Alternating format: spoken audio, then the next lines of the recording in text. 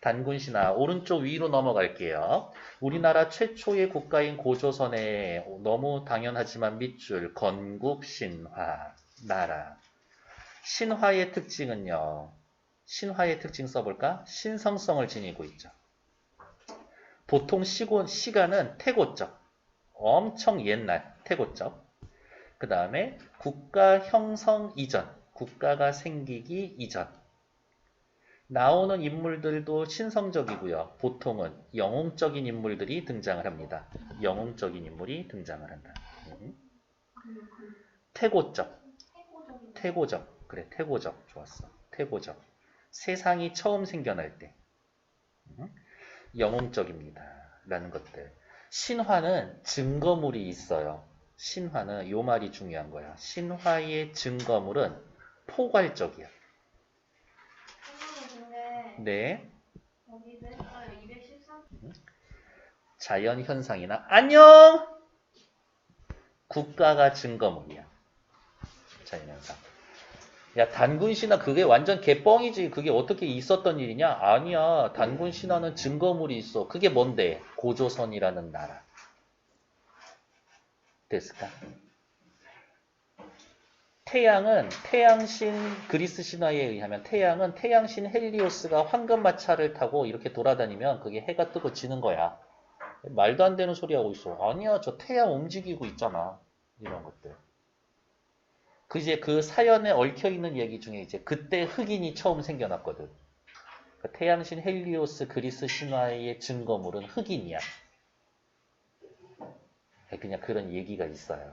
이렇게. 아무튼 그래서 증거물이 포괄적이다. 포괄적인 증거물이라는 건 자연현상이라든지 국가를 의미하는 거다. 이 작품이 신화로서의 지니고 있는 특성을 살펴보고 거보세요. 그러니까 신화의 특성에 대해서 꼭 알고 있어야 한다. 오늘날까지 계승되는 이유를 살펴봅시다. 밑으로 내려오죠. 글의 종류는요. 건국신화고요. 당연히 신화적이겠죠. 서사적이겠지. 굉장히 신성한 이야기인 거예요. 그래서 신성성을 띠고 있다. 단군의 탄생과 고조선의 건국에 대해서 이야기하고 바로 이 고조선이라는 게 단군 신화의 증거물이다. 홍익인간이라는 얘기 엄청 많이 들어보셨죠? 주제는 별표. 홍익인간이라는 이념을 배경으로 한 고조선의 건국. 홍익인간 무슨 뜻이에요? 널리 인간을 이롭게 만든다. 널리 인간을 이롭게 하다. 라는 걸 배경으로 한 고조선 건국신화. 환인, 환웅, 단군, 할아버지, 아들, 손자 3대 이야기예요. 그럼 옆에다가 이렇게 써놓읍시다. 3대 이야기 여러분들 알고 있는 거 있어요? 그렇지. 주몽신화도 3대 이야기예요. 주몽신화도 3대야. 단군의 신성성을 부각하고 있습니다. 아버지통, 혈통의 계통이 하늘에서 왔거든. 홍익인간이라는 건국 이념을 제시한다. 홍익인간 무슨 뜻이라고요? 널리 인간을 이롭게 한다. 그래서 서울에 홍대가 있는 거죠. 홍대, 홍익대. 그 홍익이에요. 이렇게. 천손의 혈통이라는 민족적 자긍심을 고취시킨다. 야, 우리나라 임금님 누군지 알아? 단군. 어디서 왔는지 알아? 할아버지 손자야. 하느님 손자야. 우와 대단한데 우리나라? 농경사회의 제의적 성격을 반영하고 있습니다. 요거는 뒤에 저기 누구냐? 학습활동에 나오게 될 거예요. 풍신, 우백, 백사막 이렇게 나오면서 밑으로 내려올게요. 배경지식 3대기 구조. 그렇죠. 주목이야. 환인, 천상의 존재입니다. 환웅, 단군이 아버지. 천상과 지상을 연결하고요. 환웅이 내려온 땅은 하늘이 선택한 신성한 곳입니다. 웅녀와의 혼인은 신과 인간의 결합이라는 상징성을 지니고요. 그래서 3대의 단군이 태어나는데 천상계와 지상계의 결합으로 탄생합니다. 고조선을 건국합니다. 근데 솔직히 믿기는 어렵잖아. 그 비유와 상징으로 보자 이거지. 여기에 나와 있었던 이 환인과 환웅은 하늘에서 왔다라고? 이 지역에 대한 이주족이야. 이주한 민족이야. 근데 힘이 엄청 셌어. 웅녀는요, 진짜 곰이야? 아니에요. 이거는 곰 숭배부족이야. 곰을 숭배하는 부족이에요. 원래부터 여기에 살고 있었어. 먼저 거주하고 있었던 종족, 선주족 이런 거겠지. 호랑이는요. 호랑이를 숭배하는 부족이었겠지. 그러니까 먼저 그 지역에 거주하고 있었던 부족. 그러니까 고조선이 세워질 만한 나라 여기에 곰을 숭배하는 부족과 호랑이를 숭배하는 부족이 뭐 알콩달콩 하면서 살았든지 싸우면서 살았든지 이런데 여기에 어떻게 더 힘이 센 이주족이 오는 거지. 그러니까 얘네들 입장에서는 그냥 이렇게 싸움을 붙었을 때 사실은 상대가 거의 안 됐었던 것 같아. 와, 쟤네 보통이 아니다. 이거 지상의 존재가 아니야. 엄청난 권력, 엄청난 힘이 있었던 것 같다. 그렇게 와서 이제 여기를 다스리고 자리를 잡으려고 하고 있었는데 요 두 부족 사이에 결국엔 곰을 숭배하는 부족하고 결합을 했습니다. 그 정도로 해석은 해주는 거지. 됐고요. 밑에 어휘와 어구풀이는 이따가 읽으면서 확인해 드릴 거고 됐고 오케이. 217페이지 오른쪽 잠깐 먼저 보고 갈게요. 주몽신화도 3대 구조라고 했었는데 공통점과 차이점 확인 지금 그냥 하고 갈게요. 둘 다 3대기 구조입니다. 1대, 2대, 3대 할아버지, 아들, 손자. 천손하강형이라는 건 무슨 말이냐? 하늘의 자손이 지상으로 하강했습니다. 하늘의 자손이 지상으로 하강했다. 천부지모형. 아버지는 하늘에서 왔고 엄마는 땅에서 있었습니다. 그러니까 하늘과 땅이 결합한 겁니다. 이런 뜻이죠. 새로운 국가를 건설할 건국시조의 이야기를 다스립니다. 단군 신화에서의 단군이는요. 단군이라고 하면 안 되지. 단군 할아버지는 어쨌든 곰이 변하긴 했지만 사람에게서 태어났죠. 홈, 고랑이 등 토템, 동물 숭배의 흔적이 강하게 나타나 있고 갈등이 거의 나타나 있지 않습니다. 요거를 다른 말로 또 어떻게 표현하냐? 단군은 특별한 시련을 경험하지 않았습니다. 이렇게 이야기를 할 거예요. 주몽은요. 알에서 태어났어요. 토템 신앙, 동물을 숭배하는 신앙이 거의 없고요. 알에서 태어나 버려집니다. 옆에다가 쓸까요? 아기를 버립니다. 적대자와의 투쟁 등 시련과 갈등이 뚜렷이 나타나 있습니다. 그래서 단군을 영웅이라고 하지는 않는데 누구를? 주몽은 영웅이라고 이야기를 합니다. 주몽은 영웅이다. 이야기를 하죠. 여러분들 고전소설에서의 영웅소설을 보면은 고귀한 혈통, 기이한 출생, 태어나자마자 특별한 능력, 시련 고난을 겪는데 조력자의 도움을 받아서 위기를 극복하고 대업을 성취하다 이런 코스들 있잖아. 그 영웅서사의 구조가 주몽부터 시작한 거예요. 이렇게. 어쩜 이렇게 옷을 잘 입을까? 나인이 너요. 저요? 네. 서울대생이라고. 그래? 나는 맨날 그래서 좀 저렇게 과감하게 매치할 수 있는 그런 마음이 너무 부러운 것 같아. 자, 시작해 봅시다. 다시 왼쪽으로 오죠. 영화나 드라마, 애니메이션 패스. 밑으로 내려올게요. 이제 본문 들어갑니다. 고기에는 이렇게 말합니다. 고기, 옛날 기록이요. 오른쪽 밑에 단어 뜻 볼게요. 단군 고기를 말하는 것 같아요. 이 책은 단군의 사적에 관련된 가장 오래된 기록으로 이승유의 어쩌고저쩌고로 기록되어 있습니다. 그냥 여기에서의 고기는 옛날 기록, 특정한 책을 가리키는 게 아니라는 설도 있습니다. 저는 두 번째 설에 더 힘을 줘봅니다. 그냥 옛날부터 전해져 오는 기록에 이런 기록이 있어. 요 정도로만 받아들일게요. 옛날에 환인이 밑에다 써야 되겠네. 뭐라고? 1대. 1대, 2대, 3대 할 때. 이거 3대라고 했잖아요. 1대. 제석은 말한다. 제석이라고 하는 거는 그냥 통치권을 행사하는 하나님. 환인은 제석이다. 환인은 지금식으로 이야기를 하면 하느님이다. 의, 서자, 환웅이. 환웅 밑에다가 써야 되겠네요. 2대. 자주 천하의 뜻을 두고 인간 세상을 탐내어 구했다. 인간 세상을 다스리고 싶어 했었다. 아버지 1대가 아들 환웅 2대의 뜻을 알고 삼위태백을 내려다 봤더니 삼위태백 옆에 보면요. 세 곳의 높은 산, 태백은 그 중에 하나. 높은 산 중에 태백산을 내려다 봤더니 요거는 공간적 배경이 되겠지. 중요하네요. 빨간색으로 밑줄. 인간을 널리 이롭게 할 만하다. 밑줄. 홍익인간, 건국이념이 드러나 있다. 나라를 세울 건데 내가 왕노릇 해보고 싶어. 누구든 다 지배하고 싶어가 아니라 인간을 널리 이롭게 하고 싶어. 라고 하는 건국이념이 드러나 있다라고. 인간을 널리 이롭게 해주고 싶어서 천부인 세계를 주어 즉시 내려보내 인간 세상을 다스리게 했었다. 이 동네에서 살고 있었는데 어떻게 아들이 자꾸 이 동네를 한번 다스려보고 싶어요. 그래서 오케이 아버지가 해가지고 천부인 세계를 주면서 그래 너 한번 가서 해봐라 이거죠. 천부인에다가 네모. 천부인은 밑에 뭐라고 뜻이 나와 있어요? 신의 위력과 영험이 되는 물건.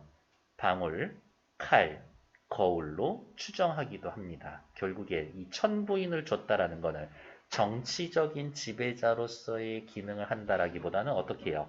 종교적 지도자로서의 기능을 하고 있는 거지.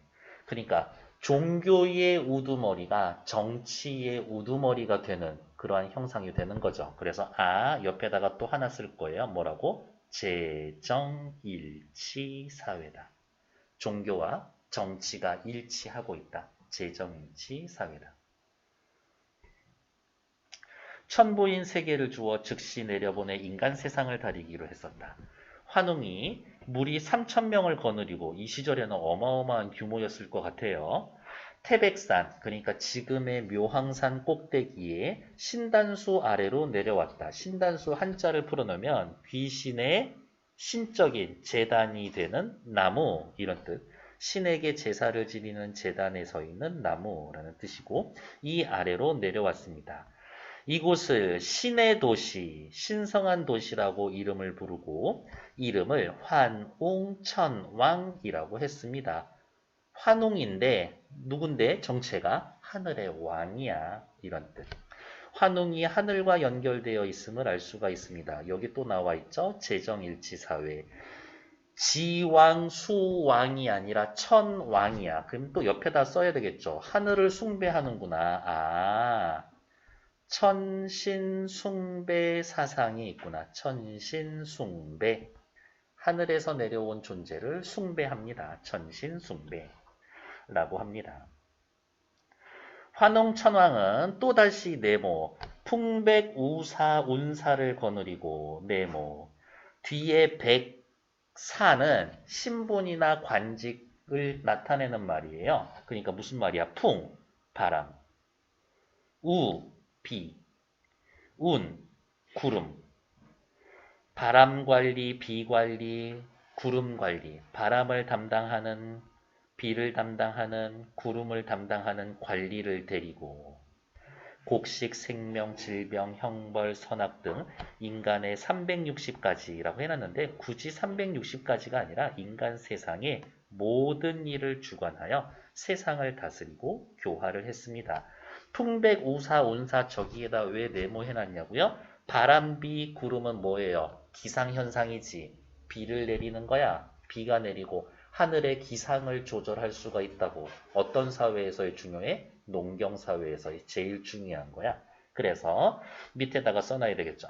이 시대에는 농경사회였었구나. 혹은 농경을 아주 중요시 여기는 신성시 여기는 사회였었구나 라고 추측해 보는 거지. 농경사회였다. 농경을 신성시 여기는 사회였었다. 당시 곰 한 마리와 호랑이 한 마리가 같은 굴에서 살고 있었는데 하지만 진짜 곰, 진짜 호랑이라고 하지 말고 곰이나 호랑이를 숭배하는 부족들 그런 걸 뭐라고 그래요? 토템. 굴 속에 살고 있었는데 환웅에게 사람이 되어달라고 항상 기원했다. 그러니까 어떻게 해요? 곰 부족과 호랑이 부족이 환웅 부족에게 우리랑 같이 좀 연합해 주시면 안 돼요? 뭐 이런 식으로 이제 러브콜 들어갔던 모양이지. 이때 환웅이 신성스러운 쑥 한 다발과 마늘 20개를 주면서 말을 했다. 너희가 이것을 먹되 100일 동안 햇볕을 보지 않으면 살 수 있을 것 같아요? 격리해 보신 분들 알겠지만 일주일도 지긋지긋하지 않나? 100일을 어떻게 버티나? 밑에 위협을 이루기 위해 고난을 극복해야 함을 보여주는 밑줄 통과 의례로 사람의 형상을 얻으리라. 시험을 하는 거죠. 어쨌든 뿅 하고 주문 외우고 사람 되는 것처럼 뭘 먹으면 쑥 한 다발과 마늘 20개 주술적 성격을 지니고 있습니다.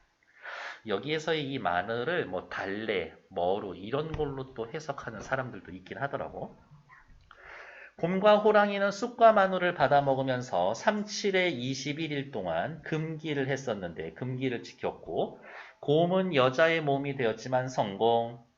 금기를 지키지 못한 호랑이는 사람의 몸이 되었지 못했습니다. 실패. 밑에 곰 토템 부족과 호랑이 토템 부족을 이겼다라는 의미로 해석하기도 하고 곰 토템 부족이 이주족과 결합을 했습니다. 이렇게도 해석을 한다라고요.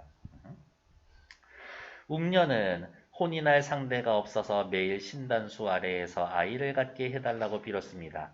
환웅이 잠시 사람으로 변해서 웅녀와 혼인하여 아들을 낳았으니 웅녀와 혼인했었다라는 것은 선주족과 여기 웅녀, 선주족과 혼인하여 이주족이 서로 결합했습니다. 뭐 그 정도가 되겠지. 이름을 단군 왕검이라고 이야기를 합니다. 해석이 단군은 정치적 지도자.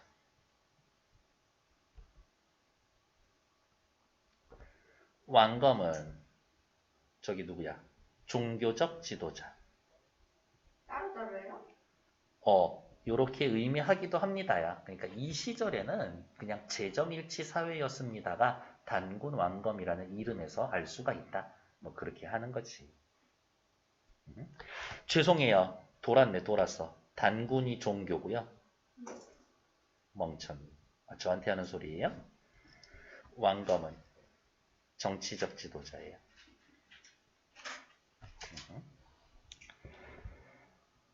옳지. 단군 신화인데 단군이 이제 겨우 나왔어. 단군은 당요, 요 임금이 즉위한 50년이 되는 경인년, 당요가 즉위한 원년이 무진년이니 50년은 경인년이 아니라 정사년이므로 사실이 아닌 것 같다라고 하면서 고기에 누가 옛날 막 기록이 쓰여져 있는데 옮겨 쓴 사람이 내가 계산해 보니까 그게 아닌데 라고 해서 주석 달듯이 그냥 추가해 놓은 부분인 거예요. 암튼 그게 중요한 게 아니라 요 정도면은 구체적인 시간이지. 구체적인 시간이 설정되어 있습니다. 그렇기 때문에 굉장히 진짜 있었던 얘기인가 보구나. 전체에 사실성을 부여해주는 역할을 해주고 있다. 평양성, 지금의 서경에 도읍을 정하고 조선이라고 불렀습니다. 도읍을 전하고 조선이라고 불렀습니다. 라고 이야기를 하는 것부터 맞아. 이거 신화 중에서도 건국 신화였었지. 밑에 중국의 역사와 함께 제시해 고조선의 역사가 건국이 역사적 사실이라는 믿음을 줍니다. 저는 사실성을 부여한다라는 말로 썼고요. 나라의 이름 건국년도 도읍지를 정해서 그렇지 건국 신화의 성격을 드러냅니다. 됐을까요? 다음 볼게요. 다시 도읍을 백악산 아사달로 옮겼는데 그곳에는 궁활산, 궁홀산, 어떤 곳에는 궁이 방으로 되어 있는데 뭐 방홀산이라고 부르기도 하고 금미달이라고도 부르기도 합니다. 뭐 지역마다 다른데 어쨌든 아사달, 궁홀산, 그 다음에 방홀산, 금미달 다 똑같은 지명인데요. 그는 1500년 동안 백악산에서 나라를 다스렸습니다. 야호! 그러면 최소한 1500살은 됐다는 얘기인 거네? 진짜? 아닐 거예요. 비현실적인 시간, 신화의 신성성을 나타내는 거고. 그러니까 이런 거야. 단군 왕검이라는 게 사람 이름이 아니라 지금으로 따지면 뭐 대통령, 그 다음에 내각제에 있는 나라의 총리 이런 뜻인 거야. 그러니까 단군 왕검이라는 그러한 제도가 1000년 동안 이어졌어요. 그렇게 해석하는 게 좀 더 그럴듯하겠지. 주나라 모왕이 즉위하던 김효년에 기자를 조선에 봉했습니다. 그래서 이때부터 이제 기자조선이 시작이 되는 거지. 그래서 단군은 장단경으로 옮겨갔다가 그 후에 아사달로 돌아와 숨어 살면서 산신이 되었는데, 역시 사람이 신선이 됩니다. 죽는 게 아니라 신성성. 이때의 나이가 1908세였었습니다. 역시 비현실적이긴 하지만 아까 도대체 1000년, 1908년 어떻게 나온다? 그 제도가 요 정도 이어지고 있었어요. 그렇게 해석하는 게 제일 그럴듯하더라 정도겠죠. 빨간색으로 옆에 나와 있는 소재의 상징적인 의미 별표. 천부인을 줬습니다. 아까 천부인은 뭐라고 그랬었어요? 방울, 칼, 거울. 그냥 저기 찾기 쉬우니까 밑에다 씁시다. 방울, 칼, 거울. 거울은 잘 못 본 것 같지만 저기 무당 할머니 할아버지들 막 이렇게 막 굿하고 하면은 막 방울하고 막 칼 들고 춤추고 그러잖아요. 환웅이 신성한 힘을 가진 밑줄 제사장의 성격이다. 저는 제사장이라는 말 대신에 종교적 지도자라는 말을 썼고요. 신단수는요. 신단수에서 하늘에서 내려와서 신단수 이러한 나무의 밑에 와 있는 거죠. 천상계와 지상계를 이어주는 매개장소. 그렇죠. 바람, 비, 구름, 농경사회였음을 알 수가 있습니다. 쑥, 마늘, 통과 제의를 나타냅니다. 그리고 이거를 저기 어디 옛날에 다른 학교 시험 문제에서 본 적이 있었는데 뜬금없이 춘향전하고 연결시키기도 합니다. 어디하고 연결시키냐면 요거 있죠. 100일 동안 쑥을 보지 않으면서 굴 속에 갇혀져 있지. 들어갈 땐 곰이었는데 거기에서 나올 땐 사람이 돼서 나왔죠. 춘향이도 어때? 감옥에 들어갈 땐 기녀였었는데 나올 때는 정렬부인 양반 되잖아요. 그러니까 신분이 변합니다. 라는 것들. 그렇게 볼 수도 있다. 아, 여기에 동굴은 춘향전에 나오는 춘향이가 갇혀있는 감옥하고 동일한 기능을 하는구나. 이런 거겠지. 됐고 217페이지 17페이지 정리 다 됐고요. 다음 218페이지 나와 있는 문제 푸는 거는 뒤에 학습 활동하고 풀 시간을 따로 드릴게요. 219페이지 다음은 빈칸에 등장하는 인물의 가계도입니다. 인물의 행위를 중심으로 빈칸을 채워봅시다. 환인 헷갈려도 또 씁시다. 1대 환웅과 웅녀 2대 단군 3대 사실은 단군 신화 아니지. 환웅 신화 아니냐 따지면? 환웅이 제일 주인공 같은데. 환인, 천상계의 존재로 하느님을 아들을 이 세상에 다스리게 합니다. 이주족. 환웅, 3,000명의 무리를 내리고 인간 세계를 다스리고 교화합니다. 역시 이주족. 웅녀, 환웅이 제시한 금기를 지켜 곰에서 인간이 됐습니다. 환웅과 혼인하여 단군을 낳았습니다. 원래 거기에서 살고 있었던 부족, 선주족. 곰을 숭배하는 토템 부족이다. 단군, 고조선을 건국해서 1500년 동안 다스리고 아사살에 닿아서 산신이 됐습니다. 그냥 어쨌든 신성한 존재다. 그 정도만 확인. 그리고 나라를 세웠으니까 고조선을 건국했으니까요. 따지면 단군은 뭐야? 건국 시조지. 나라를 세운 사람. 밑에 나와 있는 것도 확인하러 갈게요. 단군 신화는 우리 민족의 근원을 말해주는 태초의 이야기입니다. 건국 신화에 속합니다. 근데 단군이 나라 세우고 혹시 몇 년인 줄 알고 있어요? 유한장. 나도 그거는 잘 모르겠고 지금 우리 서기 연도에다가 4333 더하면 돼. 4333년. 그게 고조선 건국 그 해예요. 단군 신화는 우리 민족의 근원을 이야기해주는 태초의 이야기로 건국 신화에 해당됩니다. 건국 신화 밑줄. 일반적으로 건국 신화는 건국 건설의 정당성, 완권의 정통성을 부각하기 위해 건국의 주체가 초월적. 그렇지. 사람은 아니야. 지금식으로 이야기하면 반인 반신이야. 반신 반인이지. 반신 반순가? 어쨌든 짐승이었으니까. 아니야. 엄마가 사람이었으니까 반인 반신 반인인 거지. 따지면. 신성한 혈통임을 강조해 줍니다. 그래서 대개 이들의 출생 과정도 기이합니다. 건국의 주체에게 권위를 부여하는 신성한 장소도 등장하고요. 옆에다가 뭐라고 쓰면 돼? 신단수. 신단수. 건국 신화에 등장하는 다양한 요소들은 고지곳대로 받아들이지 마세요. 상징적 의미로 해석해야 합니다. 당시 사회문화 상황도 짐작할 수가 있습니다. 오른쪽 위로 올라오죠. 건국 신화로서의 특징을 살펴봅시다. 초월적인 능력이 있어요. 자기 부하로 바람, 비, 구름을 다스릴 수 있게 해줍니다. 곰을 사람으로 변신시킬 수도 있어요. 단군, 1500년을 살고 신선이 됐습니다. 이거 보통 사람 할 수 있는 건 아니지. 초월적인 능력. 여러분도 한 700년은 살아도 1500년은 좀 무리잖아. 신성한 혈통, 보통이 아니죠. 천상적 혈통을 이어받은 고귀한 신분. 옆에다가 또 하나 쓸까요? 천, 부, 지, 모. 아버지가 하늘에서 왔습니다.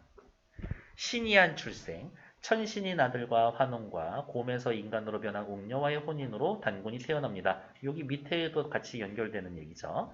신성한 장소, 신단수 아래에 신시를 지었습니다. 신단수는 어떤 곳입니까? 하늘과 지상을 연결해주는 공간입니다. 너무 쉬운 얘기라서 밑줄 칠 것도 없어요. 풍백우사 운사를 거느리고 왔습니다. 바람, 비, 구름을 거느리고 왔습니다. 무엇을 의미할 수 있나요? 바람, 비, 구름을 의미합니다. 농경이 가장 중요했습니다. 아, 농경 생활을 기반으로 하고 있었군요. 라는 것들. 그래서 얼레벌레 218페이지 4번. 풍백우사 운사의 의미를 통해 짐작할 수 있는 당대 사회의 특징을 쓰세요 라고 하면은 벌써 지금 쓸 수 있죠? 밑에다가 뭐라고 쓸 거예요? 농경사회였었다. 정말 쉬운 말로 쓰면 당시에 농사가 굉장히 중요했었다. 이 정도로 써놓으면 끝이지. 됐고요. 그 다음 219쪽 다시 마저 보러 갈게요. 3번. 곰이 사람이 되는 과정을 떠올려보고 이를 바탕으로 환웅과 웅녀의 혼인이 의미하는 말가는 뭘까요? 일단 곰이 사람이 됩니다. 통과 의례라는 말 꼭 기억해 주시고 단군 신화에는 인본주의적 성격, 사람이 제일 중요하다라는 게 깔려 있대요. 곰이 인간이 되어 천상의 혈통인 환웅과 혼인한다. 인간과 신의 결합이다. 한편 곰, 호랑이 부족의 상징으로도 이해합니다. 두 부족의 경쟁에서 곰 부족이 승리한 것, 환웅과 웅녀의 혼인으로 대표되는 새로운 세력이 곰을 숭배하는 부족과 결합했다. 환웅으로 대표되는 세력과 곰을 숭배하는 부족이 결합해서 새로운 국가를 형성했다. 라는 의미로 해석을 할 수가 있다. 저는 그나마 두 번째 해석이 더 그럴듯하지 않은가? 저는 개인적으로 그렇게 생각한다고요. 다음 페이지. 다음 이야기는 너무 속상한 이야기. 어찌 보면 속상한 이야기? 구렁덩덩 신선비. 너무 재밌지 않니, 제목이? 어떤 할머니가 자식을 기원하여, 일단 놓치기 쉬운데요. 어떤 할머니야? 자식을 기원했는데 세상에 아들을 낳았는데 뱀을 낳았네. 이웃집 세 딸이 아이를 구경하러 왔다가 뱀 아들을 보고 셋째 딸만 호감을 가졌었다. 취향 특이하죠? 뱀 아들이 자라서 어머니에게 이웃집 딸과 혼인시켜달라고 해서 어머니가 가서 청혼을 했더니 두 딸은 거절하고 셋째 딸이 좋다라고 해서 혼인을 청했습니다. 첫날 밤에 뱀은 허물을 벗고 잘생긴 남자가 되었습니다. 아, 몰라. 역시 알고 있었나? 그 뒤 뱀신랑은 낮에는 뱀으로 밤에는 사람으로 지내다가 얼바디 완전히 뱀 허물을 벗었어. 무슨 말이야? 완전히 사람이 되었습니다죠. 뱀신랑은 셋째 딸에게 뱀 허물을 주면서 남에게 절대로 보이면 안 된다. 바로 요게 금기죠. 근데 우리는 이미 알고 있죠. 금기가 나오면 항상 어기거나 어겨지더라. 셋째 딸의 실수로 두 언니들이 뱀 허물을 발견하고 태워버렸다. 두 언니들이 생각했지. 어머, 뭐야, 뱀이랑 결혼한 줄 알았는데, 어머, 제 신랑 왜 이렇게 잘생겼어? 꼴배기 싫게 짜증나? 라고 하면서 질투심 같은 거겠지. 뱀 신랑은 허물이 타는 냄새를 맡고, 대단한데 서울에서 이 냄새를 맡았다고? 다시는 돌아오지 않고 정처 없이 길을 떠났다. 쪼잔한 놈. 남편을 찾아 떠난 셋째 딸은 밭 가는 사람, 빨래하는 여자, 까치한테 길을 물어서 어머, 지하 세계로 들어가서 비현실적인 공간이죠. 남편을 찾아갔는데 세상에 뱀 신랑은 새 여자와 혼인해서 잘 살고 있었다. 이제 우린 어떻게 해야 돼요? 머리끄댕이 잡아야지. 셋째 딸은 노래를 불러 남편이 자기를 알아보게 했다. 셋째 딸은 새 여자와 물기로오기, 호랑이 눈썹 가져오기 등 내기를 해서 이기고 마치 어떻게 곰과 호랑이가 붙었는데 곰이 이긴 것처럼 드디어 뱀신랑과 다시 행복하게 살았습니다. 뭐야 이 근본 없는 이야기, 앞뒤 없는 이야기들은 이라고 하면은 이런 이야기 누가 막 글로 써가지고 전달하고 그랬을까? 할머니, 할아버지를 거치면서 입에서 입으로 전달되었을걸? 그러니까 굽이 전승되었겠구나. 일단 구렁덩덩 신선비. 글의 종류로 굳이 따지자라고 이야기하면 입에서 입으로 전해진 이야기, 설화라고 볼 수가 있겠구나. 근데 혹시 여러분들 알고 있어요? 설화는 크게 세 가지 있는데 뭐? 신화, 전설, 민담. 이렇게 세 가지가 있는데 구렁덩덩 신선비는 신화, 전설, 민담 중에 어디에 해당될까요? 민담에 해당됩니다. 왜? 민담이라는 것 자체가 기본적으로 흥미 위주의 이야기예요. 대부분은 행복한 결말로 마무리가 됩니다. 나오는 인물들이 행복한 결말, 나오는 인물들이 그렇게 특별한 인물들이 나오지는 않아. 평범한 인물들이 나옵니다. 평범한 인물들이 나오고요. 시 공간적 배경이 모호해요. 신화의 증거물은 포괄적이고 전설의 증거물은 좀 구체적인 거예요. 혹시 여러분들 옛날 TV 하도 막 전설의 고향 이런 거 본 적 있어요? 내 다리 내놔, 내 다리 내놔. 나 어릴 때 얼마나 무서웠는데. 이렇게 너무. 그러고 나면은 맨날 마지막 장면이 무슨 사당을 보여주거나 연못을 보여주거나 사람 모양을 한 돌을 보여주거나 라고 해서 전설은 증거물이 구체적 증거물이야. 구체적. 어릴 때 나온 거예요? 여러분들이 봤을 만한 그 전설의 고향은 리메이크 된 거예요. 구체적인 증거물이 있어요. 하지만 민담은 증거물이 딱히 없어. 그냥 재미로만 나타냈었던 거니까. 그러면 다시 확인할까? 신화는 어떤 증거물이라고 했어요? 포괄적 증거물이라고 이야기를 했죠. 전설엔 뭐 있어요? 응? 전설엔 뭐가 있어요? 예를 들면은 뭐 그런 거지. 뭐 남편 기다리다가 돌이 되었어요라고 하는 망부석 설화 이런 것들. 그 다음에 뭐 착한 아이가 있었는데 착한 선비가 있었는데 뭐 뱀에 잡혀 먹으려고 했었던 까치를 구해줬더니 밤에 어디에 가서 밤을 자려고 했었더니 아까 낮에 싸 죽였던 뱀의 부인이라고 죽이려고 했었는데 까치 나머지 새끼들이 벽에다가 종에다가 머리를 박아가지고 뱀이 도망가게 해줬어요라고 하면 그 종이 있는 자리 뭐 이러한 것들 그런 식의 얘기인 거지. 그냥 동네마다 있는 이야기. 그래, 막 가끔 그런 거 있어요. 시골에 가면. 여기 마을은 쬐깐한데 우물이 엄청 크고 깊네요. 여기 옛날에 용이 기어 올라간 자리요? 라고 하면, 그거는 전설의 증거물이 되는 거죠. 그런 식으로. 민담이에요. 단군 신화와 구렁덩덩 신선비에 공통적으로 나타나는 화소. 화소는 영어로 모티프라고 이야기를 하고요. M-I-T-I-F, 모티프. 땡땡 모티프, 땡땡 화소하면 요따우류의 이야기 이렇게 생각하시면 돼요. 동물이 인간으로 변신하는 이야기, 인간이 지켜야 할 금기, 소원을 이루기 위해선 통과 의례를 거쳐야 합니다라는 공통점이 있습니다. 다시 한번 말씀드리지만 구렁덩덩 신선비는 글의 종류가 뭐라고? 설화, 그 중에서도 뭐라고? 민담. 이러한 민담은 전승자의 태도와 전승 범위가 신화와 어떻게 다른지 이야기를 해봅시다. 신화의 전승자는 이야기가 진실되고 신성하다라고 믿지만 민담의 전승자는 그냥 흥미로운 것, 재미있는 거라고 이야기합니다. 중요한 얘기예요. 신화는 민족적 범위에서 전승이 되지만 민담은 세계적으로 비슷한 이야기가 나타난다라는 차이점이 나타납니다. 어렵게 생각할 필요 없어. 여러분들이 알고 있는 제일 유명한 신화 뭐 있어요? 그리스 로마 신화 아니야? 그리스 로마 민족의 이름이 붙어 있는 거잖아. 그러니까 전설은 민족 범위구나 이런 거겠죠. 너무 유명해서 그렇지 이런 신화학자들 이야기할 때 세계에서 제일 오래된 신화는 뭘 것 같아? 어디 신화일 것 같아? 제일 오래된 거는? 미트? 북유럽 신화가 더 오래됐어요. 시간상으로는. 그 토르 나오는 애들, 걔네들이 훨씬 오래됐어. 시기상으로.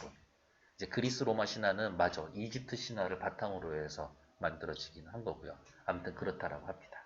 이렇게. 한번 꽂혀가지고 북유럽 신화 봤는데 거기도 얘기들 되게 재밌어. 이렇게. 우리는 뭐 토르 이런 애들만 보고 막 그러는데 그 토르 동생 누구지? 로키? 또라이가 확실해. 또라이가 확실해. 형이 결혼을 했는데 저기 형수 될 여자가 너무 이쁘다라고 해가지고 변신을 해가지고 형수 머리를 빡빡 밀어버리고 토르가 때려 죽이네 마네라고 했었더니 거미로 변신해가지고 머리카락 다시 만들어. 또라이가 확실해. 이렇게. 아무튼 그렇습니다. 구렁텅텅 신선비 나머지 거는 읽어보셔도 될 것 같고요. 221페이지 역시 어때요? 이 페이지는 우리 밑줄만 긋고 가고 있죠. 중요한 부분에 밑줄 그어봅시다. 건국신화다. 천재 환인에서 환웅 단군으로 이어지는 3대기다.